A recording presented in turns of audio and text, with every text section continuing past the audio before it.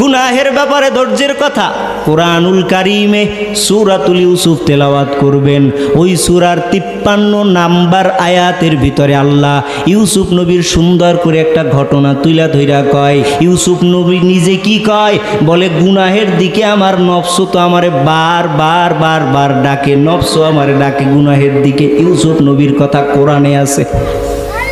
নবী যদি কয় আমারে গুনারে, আমার নফস আমারে গুনার দিকে ডাক দেয়। ইউসুফ নবী হাতের কাছে গুনাহ পাইছে তবুও গুনাহ করে। বুঝেন নাই কথা, জানেন না তার কথা। জুলাইখা কয় ইউসুফ 7 বছর তোমারে লালন পালন করছি, কোনো জিনিসে কষ্ট দেই নাই, তোমারে সব জিনিস ঠিকভাবে দিলাম, কিন্তু আমার একটা আবদার, আমার একটা বারের জন্য হলেও মনের আশাটা পূরণ করে দাও।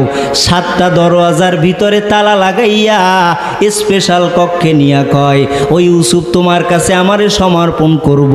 রুমের দরওয়াজায় তালা লাগাইয়া এবার জুলাইখা একটু সামনে আগাইয়া গিয়ে একটা মূর্তি রাখা ছিল তাকের উপরে, মূর্তিটারে সুন্দরভাবে ঢাইকা রাখছে। তাফসিরে মারিফুল কোরআনের ভিতরে আছে। মূর্তিটারে সুন্দরভাবে ঢাইকা রাখার পর ইউসুফ নবী কয় কি করলেন এইটা, ওরে কেন ঢাকতে গেলেন? আবার কয় ওরে ঢাকছি এই জন্য, এ তো কেউ না, এটা হচ্ছে আমি জুলাইখার খোদা, খোদার সামনে তো অপরাধ করা যায় না। খোদার সামনে কি করা যায় না? কি করা যায় না? কথা বুঝেন নাকি? একটু জবাব দিন। কয় খোদার সামনে তো গুনাহ করা যায় না, এই জন্য আমার খোদারে আমি ঢাইকা রাখছি, এবার আর খোদা দেখবে না, তোমার সাথে গুনাহের কাজে জড়ায়া যাব। ইউসুফ নবী ডাক দিয়া কয়, রে জুলাইখা, তুমি এমন খোদার ইবাদত করো যেই খোদার চোখ রুমাল দিয়া ঢাইকা রাখা যায়, আর আমি তো এমন আল্লাহর গোলাম যেই আল্লাহর চক্ষু তো কোনো রুমাল দিয়া ঢাকিয়া রাখার কোনো সুযোগ নেই। রাতের আধারের কথাও আমার মাওলা যেমনিভাবে জানতে পারে, দেখতে পারে, দিনের আলোর কথাও আমার আল্লাহ সেমনিভাবে দেখতে পারে, জানতে পারে। অতএব তুমি তোমার খোদার চক্ষুটারে ঢাইকা রাখলে তোমার খোদায় অপরাধের কথা আর জানতে পারে না, তোমার বিশ্বাস। কিন্তু আমি ইউসুফেরও একটা বিশ্বাস, আমার খোদার চক্ষু তো ঢাইকা রাখা সম্ভব না। এরে নবীর উম্মতির দল, একটু চিন্তার বিষয় রে বাবা।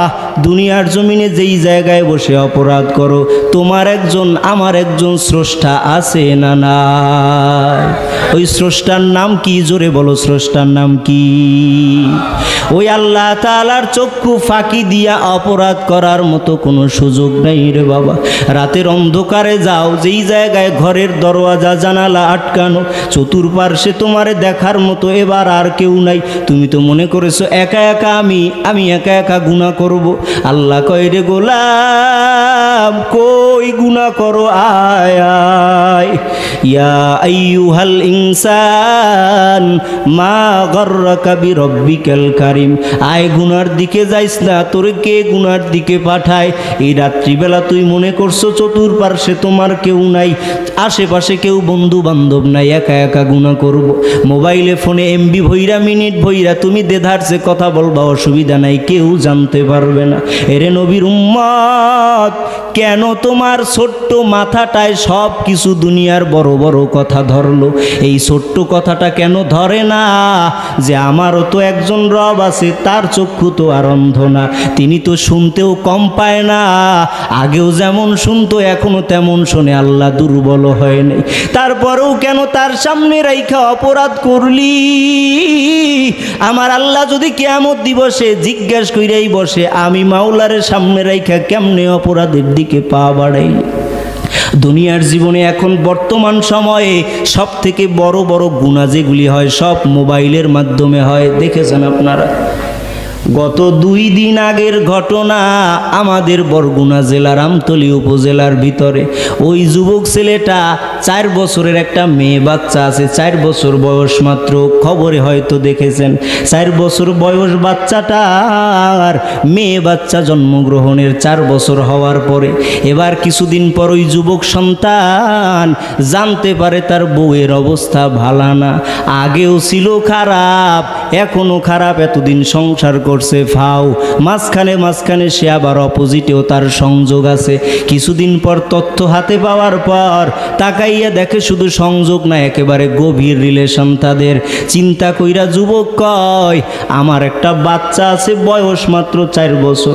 ফেসবুকে দেখবেন লম্বা স্ট্যাটাস দিয়ে যুবক আত্মহত্যা করেছে, নিজেরে সামাল দিতে পারে নাই। এরে নবীর উম্মতের দল, দুনিয়ার জীবনে সব থেকে শান্তির জায়গা হলো নিজের ঘর, বউয়ের কাছে, এছাড়া কোনো শান্তি জগতে নাই। আল্লাহ নবীর কথা আমি বানায়া বললাম? আল্লাহ নবী কয়, আদ দুনিয়া কুল্লুহা মাতাউন ওয়া খায়রু মাতাইদ দুনিয়া আল মারআতুস সালিহা। দুনিয়ার ভিতরে সবই তো সম্পদ, এর ভিতরে উত্তম সম্পদ হলো আল্লাহওয়ালা নেককার একটা বিবি ঘরের ভিতরে পাওয়া। যার ঘরে নেককারিনী আল্লাহওয়ালা একটা বউ আছে, ও যেন দুনিয়ার ভিতরেই জান্নাতের সুখটারে অনুভব করতে পারে। আর যার ঘরে জল্লাদের মতো একটা বউ আছে, ও জানে দুনিয়ার জমিন কেমন জাহান্নাম। একমত আমার সাথে আপনারা? যার বউটা ভালা, ও জানে যে দুনিয়ার জমিন কত আরামের জমিন। আর যেই বান্দার বউটা খারাপ, ওরে একটু গোপনে জিজ্ঞেস করবেন। মাঝে মধ্যে বহু যুবক সন্তানরা আমাদের কাছে এসে বলে, হুজুর বিবাহ তো করছিলাম তখন ভালোই ছিল, দিন যত আগায় সংসারও আস্তে আস্তে খারাপের দিকে যায়। ওরে নবীর উম্মতের দল, বউয়ের চরিত্র যদি ভালো না হয়, বউ যদি স্বামী ভক্ত না হয়, ওই বউ দিয়া দুনিয়ায় জাহান্নাম দেখা যায়। নবীর উম্মতের দল, আর যেই ব্যক্তির বউটা ভালো হয়, ও দুনিয়ার জমিনে শত কষ্ট করার পর ঘরের ভিতরে যখন ঢুকে মনে হয় জান্নাতের ভিতরে ঢুকেছি। বুঝলেন না আপনি? এরে আম্মা জানেরা, পর্দার অন্তরালে বৈশা মায়েরা আমার কানটা লাগায় শোনো রে আম্মা জান, দুনিয়ার জমিনে পুরুষের মতো এত কষ্ট জমিনে আর কেউ সহ্য করে না। যখন ছোট্ট ছিলাম, মা বাবা পিটাইয়া মাদ্রাসা স্কুলে পাঠাইতো, বাড়িতে জায়গা নাই। আবার একটা সময় যখন কর্মে ব্যস্ত হয়ে গেলাম, তোমাদেরে ভালো রাখতে গিয়া, পরিবার ভালো রাখতে গিয়া, এই আমার যুবক বাবারা, পুরুষ বাবারা কেউ শান্তিতে ঘুমাইতে পারে না, ঘুমের ভিতরেও মাথার ভিতরে বাড়ি দেয়। আবার এই মানুষটা কাজে গিয়াও শান্তি নাই। আজকেও আসার পথে দেখে আসলাম প্রচণ্ড রৌদ্রের ভিতরে, এত দুপুরের রৌদ্রের তাপ, এর ভিতরেও বহু বহু আল্লাহর বান্দা পুরুষেরা রাস্তার উপরে শুইয়ে আছে, ঘুমাইতেছে, আরামের ঘুম, আরামের ঘুম। কাজের ভিতরে এত কষ্ট কইরা পরিশ্রম করতে করতে শরীর বড় দুর্বল, এখন আর শরীরে কাজ করে না। যেই জায়গায় শোয় ওই জায়গায় ঘুমায়া পরে, সময় লাগে না ঘুমাইতে, কষ্টের কারণে, শ্রমের কারণে। ও আম্মাজান, ঘরের ভিতরে আম্মাজানদেরও কষ্ট কম না, আমি বলি না যে তাদের কষ্ট কম, কিন্তু আম্মাজান তুমি যদি একদিন বাইরের পরিবেশ দেখতা, যেই স্বামীটা ড্রাইভার, এর সাথে রাস্তায় কত অঘটন ঘটে, কত গালিগালাজ হয়, কত মারামারি, পরে সন্ধ্যায় তোমার জন্য অর্থ নিয়ে আসে, খাবার নিয়ে আসে। যেই ব্যক্তিটা সকালবেলা ফজরের পরে ঘর থেকে কাজে বের হয়, সন্ধ্যাবেলা কাজের থেকে আবার বাড়িতে ফিরে আসে, ওই যুবকটা বলতে পারে দুনিয়ার এক মুঠো ভাতের কত দাম। এখন অনেকেই যারা কর্মঠ আছেন, এরা জানেন যে এক মুঠ ভাত আনতে গেলে কত কষ্ট করা লাগে। ঘরের ভিতরে বউয়ের ঘ্যান ঘ্যানানি প্যান প্যানানি তো কম করে না, ওরা মনে করে বাইরে গেলেই মনে হয় টাকা পাওয়া যায়। আম্মা জান ভালো করে বুঝিয়া নাও, তোমার স্বামীর কত দাম। ওই স্বামীটা সারাদিন বাইরে গিয়া ঘুরে না, ও আনন্দ করতে পারে না, ও ঠিকভাবে ঘুমাইতে পারে না, দুপুরের ভাত আসরের সময় খাওয়া লাগে, সকালের ভাত মাঝে মধ্যে খাইতেও পারে না। এই যুবকদের, এই পুরুষদের এত কষ্ট দুনিয়ার কাউকে বলে বোঝানো যাবে না। এরপরে ঘরে আসলে যদি তুমিও ডিস্টার্ব দাও, বলো যুবকটা যাবে কোথায়, এই আমার পুরুষ বাবা কোন দিকে যাবে, শান্তি কোথায়? যুবক শ্রেটা আমতলির ঘটনা যেটা বলছিলাম, ও দেখলো যে এই বউ নিয়ে থাকা সম্ভব না, ফেসবুকে লেখা গেছে আমার 4 বছরের একটা কন্যা সন্তান, আমিও চাই না যে ও বাবার জনমের তরে হারাইয়া যাবে, কারণ ওর জন্য আমার বড় মায়া হয়। কারণ যেই বাবার মেয়ে আছে সে ভালোভাবে জানে মেয়েদের জন্য বাবার দিলে কত দরদ, আর মেয়েরাও ভালো করে জানে বাবার জন্য কত টান। এটা দিলের টান, টাকা পয়সা দিয়া হয় না। মেয়েদের জন্য এত টান।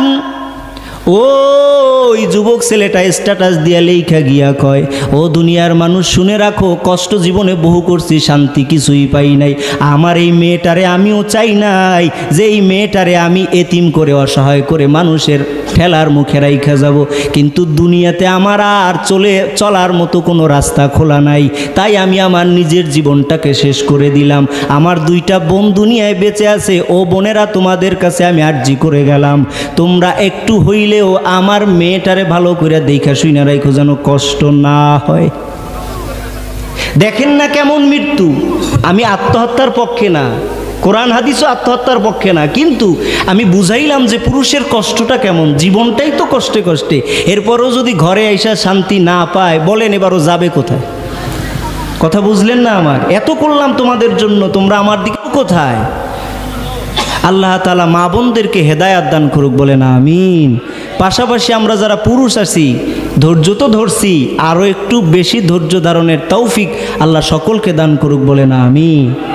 গুনাহের বেলায় ধৈর্য, কিসের বেলায়? গুনাহের বেলায় ধৈর্য। বলে তোমার কাছে গুনাহের সব সরঞ্জামা দিয়েছে, এরপরেও গুনাহ করবা না। এই যদি তুমি একটু ধৈর্য ধারণ কইরা আল্লাহরে দেখাইতে পারো। ইউসুফ নবী যেমনিভাবে গুনাহের কাছে গিয়া রুম আটকাইয়া জুলাইখা কয়, ইউসুফ এবার আমার কাছে আসো, কোনো অসুবিধা নাই, কেউ দেখবে না। ইউসুফ কয়, না না, আমি তো ওই আল্লাহর গোলাম, যেই আল্লাহ অপরাধ রাতের দিনের সব কথা আমার আল্লাহ জানে, অতএব আমি অপরাধে জড়াইতে পারবো না, আমাকে ছেড়ে দাও। ও ইউসুফ কেমনে যাইবা? 7টা দরওয়াজায় তালা, যাইতে যদি হয় সম্ভব হবে না আমার অনুমতি ছাড়া। ইউসুফ নবী কয়, যাওয়া তো সম্ভব, যাইতে চেষ্টা করব আমি, সফল একজন করবেন, জোরে বলেন তিনি কি? সফলতা দান করবে কি? আল্লাহ। গুনাহের ব্যাপারে আর কোনো আপোষ নাই, আজকের থেকে আল্লাহকে হাজির নাজির জেনে আমরা গুনাহের ব্যাপারে ধৈর্য ধারণ করব, বলেন আমিন। আসেন 3 নাম্বার, সবরুন আলাল মুসিবা। মুসিবতের ব্যাপারে ধৈর্য ধারণ। কিসের ব্যাপারে?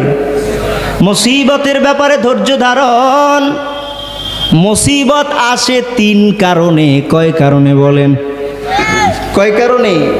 3 কারণে মুসিবত। 1 নাম্বার, বান্দা জহারাল ফাসাদু ফিল বাররি ওয়াল বাহরি বিমা কাসাবাত আইদিন নাস। সূরা রুমের 40 নম্বর আয়াতে আল্লাহ তাআলা কয়, মুসিবত এমনিতেই যায় না, কিছু কিছু মুসিবত তোমার হাতের কামাই, তুমি কামাই করছো তাই। মুসিবত তো এমনিতেই কাউরে দেয় না, বিপদ তো আল্লাহ তোমার উপর এমনিতেই দেয় নাই। 1 নাম্বার মুসিবত আসার কারণ হচ্ছে বান্দা তুমি হাত দিয়েই কামাই করছো। এক আল্লাহর বান্দি 16 বছর রাজত্ব করার পরে শুধু একদিন একটু মুখ দিয়া বের হইয়া গেছে রাজাকার, কয় 45 মিনিট সময়ও বাংলাদেশে নাই। মুসিবত কার হাতের কামাই? নিজে বলছি বিদায়, তো বিদায় নেওয়া লাগছে। কথা বুঝেন নাই? আর বলা লাগে? কয় মুসিবত তোমার হাতের কামাই। এই কথা বলতে কেন গেলা? জুলুম করতে কেন গেলা? কারণ আল্লাহ তো জানায়া দিয়েছেন, ইন্নাহু লা ইফলিহুজ জালিমিন। এই যারা জালেম, যারা জুলুম করে, এরা কিয়ামতের আগে দুনিয়াতে কখনো সফল হতে পারবে না। ও মরণের আগেও সফল নাই, মরার পরেও ওর শান্তি নাই। ওই জালেম যারা জুলুম করে এদের কোনো সফলতা আল্লাহ দেয় নাই, দেবেও। এরে নবীর উম্মতের দল, কিছু কিছু মুসিবত আসে বান্দা তোমার হাতের কামাই, তুমি কামাই করছো, এত অপরাধ করছো, আল্লাহ মুসিবত চাপায়া দেয়। 2 নাম্বার মুসিবতের কারণ, বলে 2 নাম্বার মুসিবতের কারণ, মুসিবত আল্লাহ মাঝে মধ্যে দেয়, ওই মুসিবতে পড়লে বান্দার জীবনের গুনাহ আল্লাহ ক্ষমা করে দেয়। কি করে? ইযা আরাদাল্লাহু বিআবদিহি আজ্জালা লাহুল উকুবাতা ফিদ দুনিয়া। আল্লাহ রাব্বুল আলামিন কিছু কিছু বান্দারে যখন ভালোবাসে, আমার আল্লাহ যখন বান্দারে ভালোবাসে তখন বান্দারে মুসিবত দেয়, আর ওই মুসিবত দেওয়ার কারণে আমার বান্দার গুনাহ আল্লাহ ক্ষমা করে দেয়। 1 নাম্বার মুসিবতের কারণ তোমার হাতের কামাই গুনাহের কারণ। 2 নাম্বার আল্লাহ মুসিবত দিয়া কয় তোর আমল নামায় গুনাহ হইছে, এটা আল্লাহ চায় না, আল্লাহ চায় যে তুই নিষ্পাপ হয়ে যাও, এই জন্য আল্লাহ মুসিবত দিয়া গুনাহগুলোরে মাফ করায়া দেয়। 3 নাম্বার মুসিবতের কারণ, বলে 3য় মুসিবতের কারণ হচ্ছে বান্দা, 3য় মুসিবতের কারণ হচ্ছে আল্লাহ চায় না যে তুমি এখন এলাকার চেয়ারম্যানের চেয়ারে আসো। আল্লাহ কয় এই চেয়ারটা তোর জন্য এখন আর শোভা পায় না, আমি আল্লাহ চাই তুই এবার উপজেলায় চেয়ারম্যান হবি। এই জন্য মুসিবত দিয়ে একটু বিপদ দিয়ে আল্লাহ কয় তোরে বিপদ দিলাম, এবার একটু মাওলারে ডাক, আর যখন আমার মাওলারে ডাকবি আমার আল্লাহ তোরে ইউনিয়ন থেকে নিয়া উপজেলার চেয়ারে বসাবি। আগে বসতে সকলে জিকির করি লা ইলাহা। 15 মিনিট আছে ভাই, একটু আগাইয়ে বসি, পিছনে জায়গা নাই তো, জিকিরের তালে তালে একটু আগাই। লা ইলাহা ইল্লাল্লাহ, লা ইলাহা, লা ইলাহা। আগায় আসেন, আগায় আসেন। লা ইলাহা ইল্লাল্লাহু মুহাম্মাদুর রাসূলুল্লাহ সাল্লাল্লাহু আলাইহি ওয়াসাল্লাম। এরে নবীর উম্মতের দল, 1 নাম্বার মুসিবতের কারণ হচ্ছে তোমার গুনাহের কারণে আল্লাহ মুসিবত দেয়, তুমি হাত দিয়ে কামাই করছো বিদায় মুসিবত। 2 নাম্বার মুসিবতের কারণ আল্লাহ চায় না যে তোমার আমল নামায় গুনাহ থাকুক, এই জন্য আল্লাহ মুসিবত দিয়া দেয় যেন তোমার গুনাহগুলি আল্লাহ ক্ষমা করতে পারে। 3 নাম্বার মুসিবতের কারণ, বলে 3 নাম্বার মুসিবতের কারণ আল্লাহ তাআলা তোমার যেই চেয়ারে রাখছে ওই চেয়ারে আল্লাহ চায় না। এখন 10 টাকার মালিক আছো, আল্লাহ কয় না না তোরে 20 টাকার মালিক বানাবো। এখন 10 লক্ষ আছে, আল্লাহ কয় না না তোরে 20 লক্ষ টাকার মালিক বানাইতে চাই, কিন্তু তুই তো পাইতে চাস না। এরে নবীর উম্মত একটু খেয়াল কইরা দেখবেন, কামারের কাছে একটা লোহা নিয়ে দেওয়ার পরে কামার ওইটা দিয়েই কাজ শুরু করে না, আগে পোড়া দেয়। বলে পোড়া কেন দিলেন? কয় পোড়া যদি না দেই সুন্দর রূপে এটার একটা গঠন দেওয়া সম্ভব হবে না, আগে পোড়া দেওয়া লাগে। এই জন্য দুনিয়ার জমিনে আল্লাহ কয় তোর যখন সম্মান বাড়াইতে চাই তখন মাঝে মধ্যে একটু মুসিবত নামের পোড়া দিয়ে নেই তোমারে, তখন তুমি একটু শক্ত হইয়া যাও, তখন আমি আল্লাহ তোমার সম্মান বাড়াইয়া দিয়া দেই। মুসিবতের সময় ধৈর্য ধারণ করবেন, কারণ এই মুসিবত হয়তো গুনাহ মাফ হবে, নয়তো আমার সম্মান বেড়ে যাবে।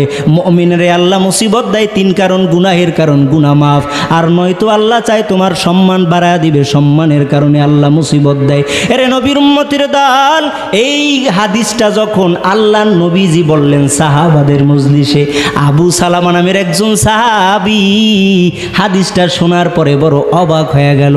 এত সুন্দর কথা, আল্লাহ না মুসিবত দেয় বান্দারে জাগানোর জন্য, উঠে নেওয়ার জন্য, উপরে তোলার জন্য। আল্লাহর নবী কয় ও আবু সালামা, যখন মুসিবত তোমারে পাইবে তখন তোমারে আমি একটা দোয়া শিখায় দিয়ে গেলাম, যেই দোয়াটার নাম হচ্ছে আল্লাহুম্মা আজিরনি। বলেন আল্লাহুম্মা আজিরনি ফি মুসিবাতি আখলুফলি খায়রাম মিনহা। আল্লাহ তাআলার নবী কয় মুসিবতে যখন পড়বা, বিপদে যখন পড়বা, এই দোয়াটা একটু বেশি বেশি পড়বা। আবু সালামা দোয়াটা শিক্ষা করার পর বাড়ির দিকে আজকে হাসতে হাসতে যায়, কয়েকটা আমল শিখছি, বিপদে পড়লে আমল শুরু, বিপদে পড়লেই আমল শুরু। মুসিবতে পড়লে আমল শুরু, ফলাফল দিবে আল্লাহ। আল্লাহ নবী বলছে আল্লাহুম্মা আজিরনি ফি মুসিবাতি, ও আল্লাহ বিপদে আপনি ধৈর্য দেন, আর আমার থেকে যা কেড়ে নেবেন এর থেকে উত্তম বিনিময় আমারে দেন। আল্লাহুম্মা আজিরনি ফি মুসিবাতি আখলুফ লি খায়রাম মিনহা, আমার থেকে যা নিবেন এর থেকে ভালো কিছু আপনি মাওলাই দিবেন। এই দোয়াটা যখন শিক্ষা বাড়ির ভিতরে গিয়া ঢুকছে, বড় হাসি, বড় আনন্দ। উম্মে সালামা, আবু সালামার বিবি ডাক দিয়া কয়, স্বামী আমার, এত আনন্দ কেন আপনার চেহারার ভিতরে, এত কেন খুশি? বলে, ও বিবি আমার, আজকে মায়ার নবীর কাছে এতদিন যায়, আজকে একটা আমল আমারে ধরায়া দিছে। বলে, আবু সালামা, বিপদে যখন পড়বি তখন এই আমলটা করবা, এই আমলের বিনিময়ে আল্লাহ তোমার থেকে যা নিবে এর থেকে ভালো কিছু দিবে আল্লাহ। জোরে কোন কি? কথাটা বুঝে আসছে? মুসিবতে যখন পড়বা এই দোয়াটা পড়বা, আল্লাহ তোমার এর থেকে যা নিবে এর থেকে বেশি দিবে, যা নিবে এর থেকে বেশি দিবে। এই দোয়া শিক্ষা করার পর উম্মে সালামা কয়, স্বামী আমার, এত সুন্দর দোয়া আমারও শিখায়া দেন, আমিও মুখস্থ করে আমল শুরু করব বিপদে পড়লে। কিছুদিন যাওয়ার পর এই আল্লাহর কি মর্জি, আবু সালামা পুরুষ লোকটা ইন্তেকাল করেছে, দুনিয়ার থেকে চলে গেছে। ইন্না লিল্লাহি ওয়া ইন্না ইলাইহি রাজিউন। আল্লাহ কয়, আল্লাযীনা ইযা আসাবাতহুম মুসিবাতুন ক্বালু ইন্না লিল্লাহি ওয়া ইন্না ইলাইহি রাজিউন। বিপদে যখন পড়বে আমার মুমিন বান্দা, তখন সে পড়বে ইন্না লিল্লাহি ওয়া ইন্না ইলাইহি রাজিউন। এটা বিপদের দোয়া, মানুষ মরলেও পড়ে, বিপদের দোয়াও এইটা। এই দোয়াটা যখন শিখিয়া আবু সালামা ইন্তেকাল হওয়ার পরে, এবার উম্মে সালামা ঘরের ভিতরে বসে দোয়া পড়ে, ইন্না লিল্লাহি ওয়া ইন্না ইলাইহি রাজিউন। আমার স্বামী তো আর দুনিয়ার জমিনে জিন্দা নাই, তবে নবীজি একটা আমল শিখাইছে, এই আমলটা আমি কইরা দেখব। আমার স্বামীর মতো ভালো স্বামী মনে হয় আরবের জমিনে কেউ নাই। আমার স্বামীটা এত ভালো, এর থেকে ভালো স্বামী আর কেউ মনে হয় না, এর থেকে ভালো স্বামী কই পাবো? তারপরও যেহেতু নবীজির শিখানো দোয়া তো বৃথা যেতে পারে। এবার উম্মে সালামা ইদ্দত শেষ হয়ে গেল, কিন্তু সারাদিন আমল করতে থাকে। আল্লাহুম্মা আজিরনি ফি মুসিবাতি আখলুফ লি খায়রাম মিনহা, ও আল্লাহ বিপদে ধৈর্য দেন, আর আমার থেকে জানানের থেকে ভালো কিছু আমারে দিয়েন। এই দোয়া পড়তেছে। একদিন ঘরের ভিতরে বৈশা যখন এই দোয়াটা পড়তেছে আর একটা চামড়ার সেলাই করতেছিল, এমন সময় উম্মে সালামা ঘরের ভিতরে, ঘরের দরওয়াজার সামনে শুনতেছে একটা মধুর কণ্ঠের সালামের আওয়াজ। কে যেন ঘরের দরওয়াজার উপাস থেকে সালাম দিয়েছে। উম্মে সালামা সালামের জবাব দিয়া কয়, মনে হয় যেন রহমতের নবী আমার ঘরের দরওয়াজায় দাঁড়াইছে, রহমতের নবী আমার দরওয়াজায় হাজির। উম্মে সালামা কয়, চামড়াটারে রাইকা হাতটারে সুন্দরভাবে পরিষ্কার কইরা দৌড়াইয়া দরওয়াজাটা খুলে দিলাম, রহমতের নবীর জন্য বিছানা বিছায়া দিলাম। মায়ার নবী আমার ঘরের ভিতরে বৈশা কয়, ও উম্মে সালামা, চেহারা দেইখা মনে হয় তুমি মনে হয় খুব চিন্তার ভিতরে আসো। কেন, কি চিন্তা তোমার?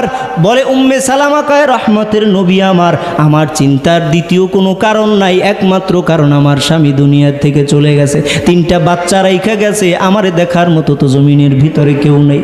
এই জন্য আমি চিন্তায় বড় পেরেশানি আছি, কিন্তু আমল সারি নাই। আল্লাহ নবীর শিখানো আমল আমার জারি আছে।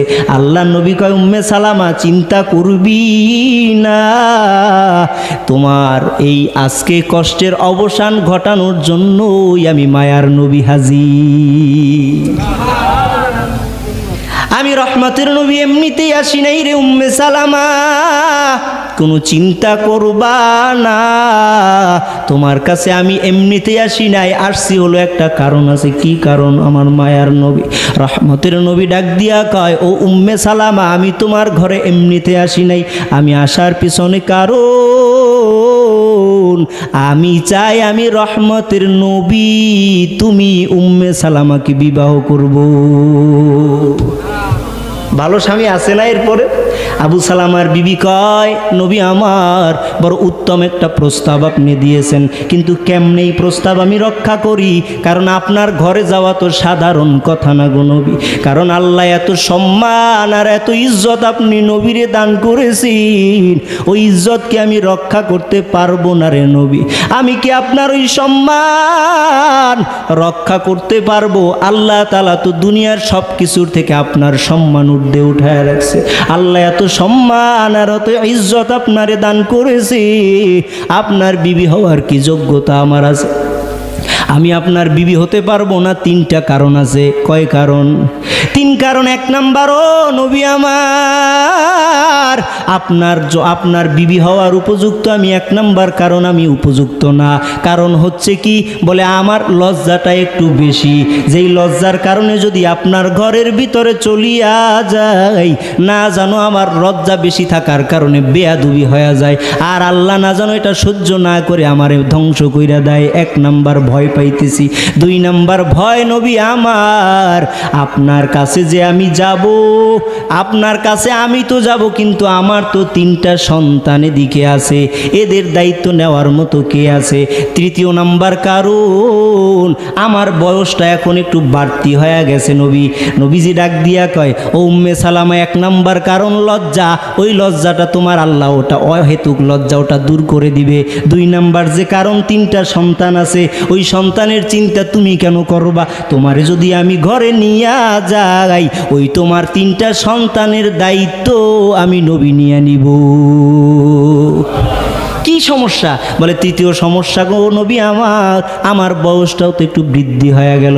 রহমতের নবী ডাক দিয়া কয়, উম্মে সালামা এত চিন্তা কিসের? নবী হাইসা কয়, চিন্তা করবা না, আমি নবীর বয়সও কিন্তু সমানে কম না, বয়স আমারও ভালোই হয়েছে। সুবহানাল্লাহ। মানে তারপরেও যেন তোমারে বিয়া করবো, এক কথায় পয়গাম নিয়ে আসছে, নবীর পয়গাম তো ফিরানো যায় না। কিন্তু আমাদের কাছে শিক্ষা কি? বলে আমাদের কাছে শিক্ষা হচ্ছে, মুসিবতে যখনই পড়বা, নবীর শিখানো আমল যখন ধরবা, এই আমলের কারণে আল্লাহ তোমারে সম্মানিত করে উপরে উঠায়া দিবি। নারায়ে তাকবীর। বুঝেন নাই মনে হয় কথা? বিপদে পড়লে চাইবো একজনের কাছে, তিনি কে? সব নবীরা চাইছেন একজনের কাছে, তিনি কে? বিপদে পড়েন নাই এমন কোনো নেককার বান্দা জমিনে নাই। শুধু জমিনে বিপদে নেককার বান্দারা, নবীরা পর্যন্ত বিপদে পড়েছেন। সব নবী বিপদে পইরা একজনের কাছে চাইছেন, তিনি কি? আমরাও যখন মুসিবতে পড়ব একজনের কাছে চাইব, তিনি কি? এরে নবীর উম্মতের দল, এই জায়গায় হয়তো এমনও মানুষ আছি যে বড় অভাবে আছি, অভাবের কারণে আমরা হয়তো ঠিকভাবে খাইতেও পারি না, গিয়া মাঝে মধ্যে একটু সুদের ব্যাংকের কাছেও আশ্রয় নেই। এরকম এই এলাকায় নাই, অবশ্য আমাদের দিকে আছে, মানুষ সুদে টাকা আনে দেয়, এটা এলাকায় আসেনি? আছে। একটু অভাবে পড়লে একটু ভালো থাকার নিয়তে তুমি সুদের কাছে যাও, তোমার ধৈর্য নাই। 2 নাম্বার, ও বান্দা, একটু অভাবে পড়লেই মানুষের কাছে গিয়ে হাত তুলো, ফ্যান ফ্যান করে কান্না করো। কে বলছে তোমার এই কথা করতে? কে বলছে এই কাজ করতে? এরে নবীর উম্মত, যদি মুসিবতে পড়ো, আমি তোমারে ভালো করে বুঝাইয়া দিয়া যাই, মুসিবত দূর করার জন্য একজন মাত্র ইলাহ আমাদের আছে, আর কেউ নাই। নবীরা মুসিবতে পইরা ফানাদা ফিজ যুলুমাতি আল্লাহ ইলাহা ইল্লা আনতা সুবহানাকা ইন্নী কুনতু মিনাজ জালিমিন। নবীরা মুসিবতে পইরা আল্লাহর কারো কাছে বলার দরকার নাই, তোমার মুসিবত নিয়ে অপরে হাসি ঠাট্টা করে। আপনি পড়ছেন বিপদে, একজনের কাছে গিয়ে বললে পরে সে আরো মস্কারি করে, দেখলা কইছিলাম আগেই এই কাজ হবে, আগেই কইছিল, উনি আগেই জানে।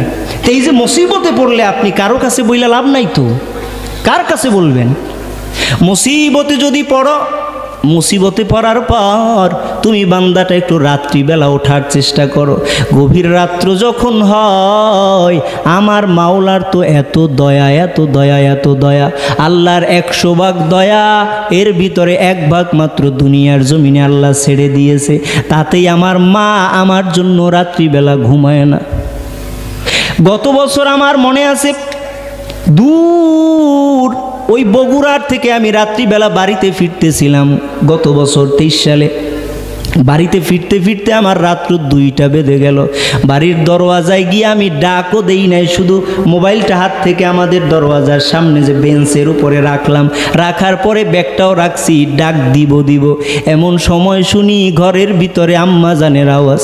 মা ডাক দিয়া কয়, ইউসুফ মনে হয় তুই দরওয়াজার সামনে আসছো, একটু অপেক্ষা কর, আমি এখনই তোর দরওয়াজা খুলে দিতেছি। মায়ের ভিতরে যেই সেন্সর আল্লাহ ফিট করে দিয়েছে, দুনিয়ার ভিতরে আল্লাহ 1 ভাগ দয়া দিয়ে যদি এত দয়া আমার মায়ের থাকে, দূরে থাকি এখন চাকরি দূরে করি, ওই বাড়িতে একদিন ফোন না দিলেই মা দ্বিতীয় দিন সময়ের আগে ফোন দেয়, এসার আগে ফোন দেয়, গতকাল কি দি ফোন তোমার পাইলাম না, কি কারণ, কি ব্যস্ততা তোমার। চিন্তা করি মা যদিও দূরে থাকে কিন্তু আমার স্মরণ থেকে গাফেল হয় না, চিন্তা করে ছেলেটা কই যায়, কি খায়, কোথায় আছে কি না আছে। আমি চিন্তা করি ওই আল্লাহ আমার যিনি, যার কাছে এখনো 99 গুণ দয়া, ওই আল্লাহর যদি এত দয়া হয়, মা বাবার যদি এত মায়া আমার জন্য থাকে, আমার সন্তানের জন্য যদি আমার এত দয়া হয়, 1 গুণেই যদি এত দয়া মায়া লাগে, তাহলে আমার ওই আল্লাহর 99 গুণ দয়া তো কম থাকার কথা না। তুমি বান্দাটা বিপদে পড়ছো, মুসিবতে পড়ছো, অভাবে পড়ছো, গুনাহ করছো, যা কিছুই করো না কেন দুনিয়ার কারো কাছে বইলা কোনো লাভ নাই। একটু গভীর রাত, চতুর্দিক যখন নীরব হয়ে যায়, ওই সময় একটু রাত্রিবেলা ওঠার চেষ্টা করো, ঠান্ডা পানি দিয়ে একটু অজু বানাইয়া যায় নামাজটারে বিছায়া নাও, বিছাইয়া 2টা সিজদা একটু মাওলার কদমে দিয়া বলো, ও দয়ার মালিক, দীর্ঘদিন আমি আপনার গোলাম, হারাইয়া গেছিলাম, আজ ফেরত আসছি, আমার অভাবে পড়ে গেছি রে মাওলা, গুনাহ তো কইরাই বসছি, সব দরওয়াজায় ঘুরলাম, গুনাহ ক্ষমা করার মতো কেউ নাই, অভাবে তো পড়িয়াই বসছি, সবার কাছে যাই দেখি কেউ অভাব দূর করতে পারে না, ঋণগ্রস্ত হইয়া গেলাম, কেউ আমার ঋণের এই অভাব বোঝা দূর করতে পারে না, আজ একটু আপনার কাছে ফিরে আসছি রে মালিক, আপনিও যদি তাড়াইয়া দেন, যাওয়ার কোনো রাস্তা নাই, আপনি একটু আপনার বান্দাটারে আপন কইরা নেন, প্রিয় কইরা নেন, কবুল কইরা নেন। যদি একটু আল্লাহর কাছে বলতে পারো, একদিনে চোখের পানি আসবে না রে বাবা, 2 দিনে চোখের পানি হয়তো পড়তে চাইবে না, কিন্তু আস্তে আস্তে যদি একটু অভ্যাসে পরিণত কইরা আল্লাহর কাছে চাওয়ার মতো চাইতে পারো, আল্লাহর একটু বলবা, আমরা তো আল্লাহর বান্দা, তিনি তো আমাদের রব, সম্পর্ক বড় সুন্দর আছে, যদিও গুনাহের কারণে নষ্ট করেছি, এত সুন্দর গভীর সম্পর্ক, তিনি আমাদের রব, আমরা তার বান্দা, প্রতিপালকের বান্দা আমরা, আমাদের ক্ষমা করবে না তো কারে ক্ষমা করবে। একটু আবদারের মতো কইরা আল্লাহর কাছে যদি চাওয়ার মতো চাইতে পারো, বহু মানুষের কথা আল্লাহ শুনছে, তোমার কথাও আমার আল্লাহ ফালাবে না। একটু আল্লাহর কাছে যদি চাওয়ার মতো চাওয়া যায়, যেই মাদ্রাসায় লেখাপড়া করেছে ওই জায়গার একজন যিনি ওই সময় তৎকালীন সময় মাদ্রাসার প্রতিষ্ঠাতা ছিলেন, ওই আল্লাহর বান্দার ঘটনা আমি নিজে শুনেছি। বলে গভীর রাত্র হইয়া যাইতো, বান্দাটা ছিল মানুষের বাড়িতে কাজ করে করে সংসার চালাইতো, হাসান উদ্দিন রাহিমাহুল্লাহ মোকামিয়ার দরবারে বরগুনা জেলায়। ওই আল্লাহর বান্দা রাত্রিবেলা এক আল্লাহর বান্দা আমারে বলতেছে, হাসান উদ্দিন কেমন ছিল, বলে তার পরিচয় একটু শুনতে চাই। বলে সে এমন এক আল্লাহর বান্দা ছিল, টাটকা আল্লাহর বান্দা, সারাদিন তো মানুষের বাড়ি কাজ করে করে সংসার চালাইতো, রাত্রিবেলা যখন হইয়া যায়, একদিন রাত্রে গভীর রাত কুয়াশার ভিতরে, আসেন নারায়ে তাকবীর, নারায়ে তাকবীর।